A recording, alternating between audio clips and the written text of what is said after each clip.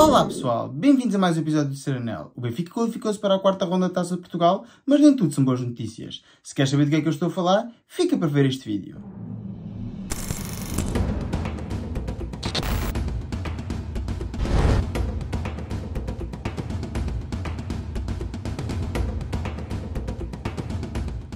O Benfica conseguiu assim vencer o Caldas, equipa da Liga 3, após a marcação de grandes penalidades na terceira ronda a contar para a Taça de Portugal 2022-2023.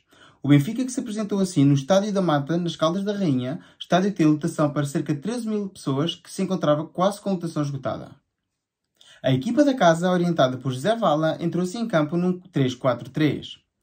O Benfica de Roger Schmidt entrou assim em campo num 4-2-3-1, já habitual, mas desta vez com a entrada de Elton Leite na baliza, Gilberto a defesa direito, Brooks a defesa central, Arsens no meio campo, Draxler no lugar de João Mário a ocupar a posição de Neres e com Enzo a ocupar a posição de playmaker. Embora o esquema fosse habitual, havia bastantes alterações e ainda com Rodrigo Pinho na ponta de lança. Com várias alterações no 11 inicial, Roger Schmidt dava assim minutos aos jogadores menos utilizados na tentativa de perceber como é que estes responderiam a um jogo de grande exigência. Como era de se esperar, o Benfica entrou em campo tentando tomar o domínio do jogo. No entanto, bastante difícil, pois o Caldas apresentou um modelo de jogo com linhas bastante juntas e movendo-se como um único bloco da defesa para o ataque e do ataque para a defesa. Sem criar grandes ocasiões de ambas as partes, o jogo encontrava bastante espesso nos minutos iniciais. Seria o Benfica a inaugurar o marcador logo aos 33 minutos por Arsens. No entanto, o mesmo gol não deveria subir ao marcador, pois o mesmo foi invalidado por fora de jogo. E poucos minutos envolvidos era a equipa do Caldas que, após um eletrizante contra-ataque com um remate bem desferido, faz a bola embater com estrondo no poste esquerdo da baliza de Elton Leite. O jogo ia assim para o intervalo sem maiores ocasiões. Após o intervalo, Roger Schmidt entraria na segunda parte já com alterações, com Diogo Gonçalves a entrar para o lugar de Florentino Luís já amarelado e ainda com Peter Musa a entrar para o lugar de Rodrigo Pinho, bastante apagado na primeira parte. Alguns dos atores eram diferentes, mas o futebol do Benfica era o mesmo, fraco, tímido e pouco objetivo. Mas aos 52 minutos, Peter Musa, numa jogada individual brilhante, consegue se isolar e frente ao guarda-redes, desfere um excelente remate que entra junto à base do posto direito do guarda-redes do Caldas, fazendo assim o 1-0 aos 52 minutos de jogo. Em nova jogada de ataque, 2 minutos envolvidos, o avançado croata conseguia-se assim isolar e na cara do golo voltava a falhar. Um minuto depois, Peter Musa volta a ter uma oportunidade dupla frente ao guarda-redes do Caldas e mesmo assim, com duas oportunidades frente ao guarda-redes do Caldas, não consegue desfeitear para pôr assim o 3-1 no marcador. Embora com esta avalanche de oportunidades a equipa do Benfica tinha começado a mandar no jogo, era um facto que o futebol do Benfica continuava bastante atabalhoado e confuso. Ao Benfica estava-lhe agora a custar criar situações objetivas de golo. E aos 72 minutos, no lance de bola parada, na meia direita do Benfica, Grimaldo, de livre direto, faz a bola embater no poste direito do guarda-redes do Caldas. No minuto seguinte, numa situação que não acarretava qualquer perigo para a baliza do Benfica, John Brooks, o defesa central alemão, fazendo um passo lateral para António Silva, o mesmo escorrega na relva e acaba por deixar Gonçalo Barreiras isolado e que na cara de Elton Leites acaba por fazer a bola passar no meio das pernas do guarda-redes brasileiro, estabelecendo assim um igual no marcador. O Benfica não baixou os braços e continuava a tentar atacar para pôr de volta o Benfica na frente do marcador. Ao minuto 75, Diogo Gonçalves, após ter sido isolado uma vez mais na cara do golo, só com o guarda-redes do Caldas pela frente, não consegue desfeitear o mesmo. As oportunidades de golo sucediam-se para o Benfica e o mesmo não conseguia fazer mais golos. O jogo chegava assim ao final. E assim sendo, o Benfica, uma equipa da Primeira Liga com aspirações a ser campeã e praticamente com a passagem à próxima fase da Liga dos Campeões já assegurada, empatava nos 90 minutos com uma equipa da Liga 3. E assim para o prolongamento.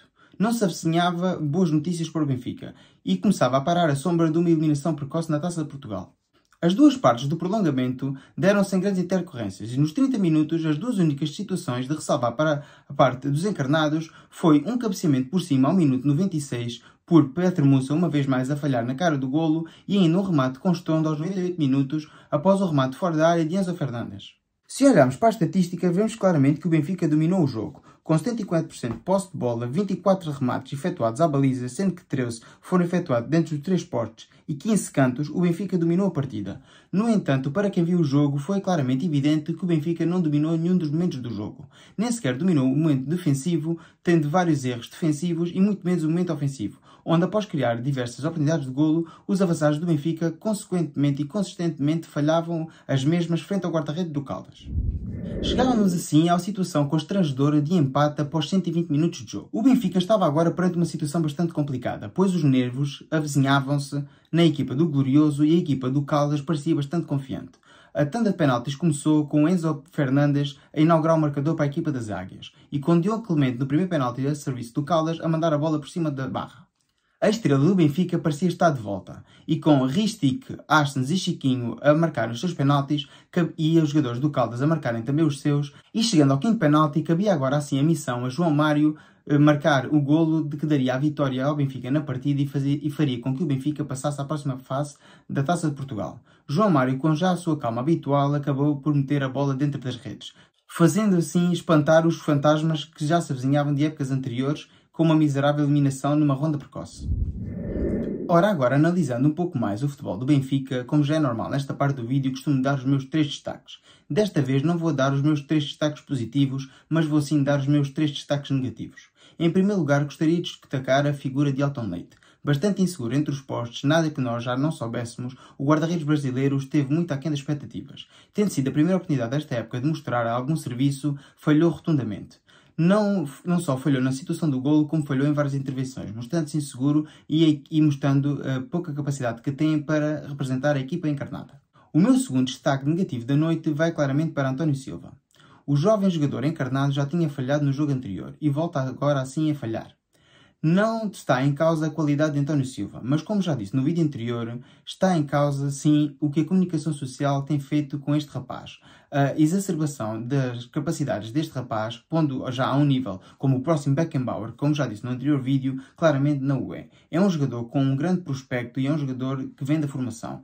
É um jogador bastante jovem e que o Benfica terá que aproveitar da melhor forma. O jogador ainda tem muito a evoluir e agora com o regresso dos lesionados João Vitor e ainda Morato, vai ser bastante difícil que o Roger Schmidt tenha que escolher quem vai ser o parceiro de baile de Nicolás Otamendi. Como disse em anteriores vídeos, penso que se Otamendi e António Silva estiverem em bom pico de forma e sem cometer erros, dificilmente qualquer outro dos centrais entraria no esquema da equipa. Mas se começarem a aparecerem falhos objetivos de qualquer dos defesas centrais, qualquer dos dois poderá ir parar ao banco de suplentes. O meu terceiro destaque negativo da noite, evidentemente, só pode ir para Petar Musa. Mesmo tendo marcado um gol de belo efeito, não podemos deixar de observar que o avançado croata dispôs de imensas oportunidades na cara do golo, algumas delas bastante fáceis de concretizar, e o mesmo não conseguiu. Ou seja, o Benfica volta a falhar na cara do gol. Já tinha falado deste mesmo assunto em vídeos anteriores relativamente a Gonçalo Ramos, mas uma vez que se compararmos as oportunidades desperdiçadas neste jogo por Petar Musa, são bastante mais chocantes do que algumas que Gonçalo Ramos já falhou no campeonato e na Liga dos Campeões. O avançado croata tinha aqui uma grande oportunidade de mostrar serviço, uma vez que não iniciou como titular e após uma primeira parte nefasta de Rodrigo Pinho, Petar Musa tinha agora assim a oportunidade de ganhar a confiança de Roger Schmidt. Não penso que com esta exibição o tenha feito, nem sequer o coração dos adeptos benfiquistas, pois nas redes sociais foi alvo de chacota constante durante a partida. Se bem que é algo que eu critico, uma vez que, enquanto adeptos do nosso clube, não podemos estar a dar aso a estes tipos de críticas nas redes sociais. Devemos esperar pelo final da partida e depois fazer, sim, avaliações consequentes da prestação dos nossos jogadores e não apenas memes e chacota dos mesmos.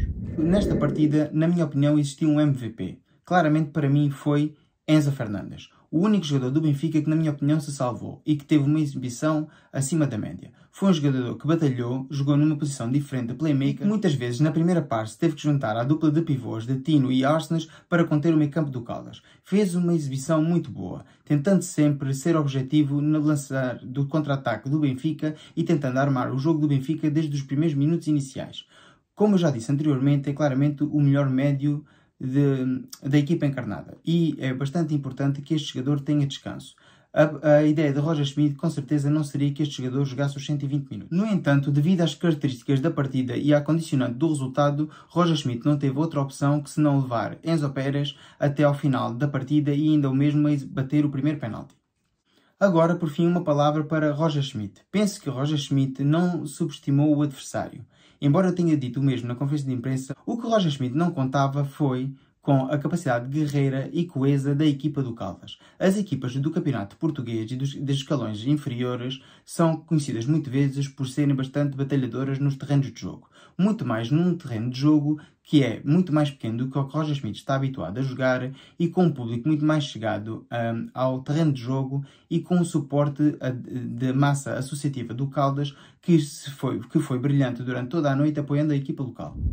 Este Benfica de Roger Schmidt entrou bastante espesso na partida e desde logo se notou que o Benfica não cumpria qualquer dos momentos de jogo. Sendo que existe a fase de iniciação, a fase de criação e a fase de finalização, o Benfica esteve bastante rudimentar nas três fases. Assim sendo, este não é um momento para festejar, é sim um momento para refletir e para aprender. Para aprender a não cometer os mesmos erros já no próximo jogo. O Benfica entra assim numa semana decisiva, na qual terá a deslocação ao Dragão já nesta sexta-feira.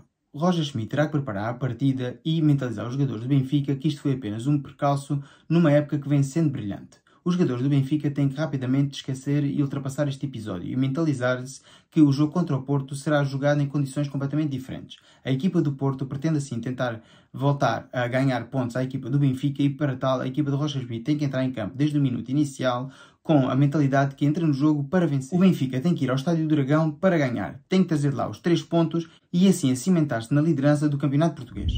Venho ainda assim congratular a Odisseias Vlaco Dimos por ter sido eleito o melhor guarda-redes do mês de setembro e António Silva por ter sido eleito o melhor defesa do mês de setembro para a Liga Nacional. Quero ainda dar os meus parabéns a António Silva, pois ficou hoje em 10º lugar no ranking para o Prémio Copa, que galardoou a si o melhor jogador sub-21 a atuar na Europa. Quero deixar ainda uma última nota negativa à comunicação social portuguesa, onde os principais jornais desportivos portugueses, no dia a seguir ao jogo, em vez de destacarem a má exibição do Benfica, prefiram assim destacar o erro do jovem central português António Silva. Um jogador deste não devia ser queimado em asta pública após ter cometido um erro crasso num jogo profissional. É um jogador que se encontra em fase de aprendizagem. Mas todos sabemos o que é que a comunicação portuguesa vale e todos sabemos quais são os alvos mais fáceis de atacar. Se gostaste deste vídeo, dá o like, partilha, comenta e subscreve o canal. Fiquem bem e até o próximo vídeo. Viva o Benfica!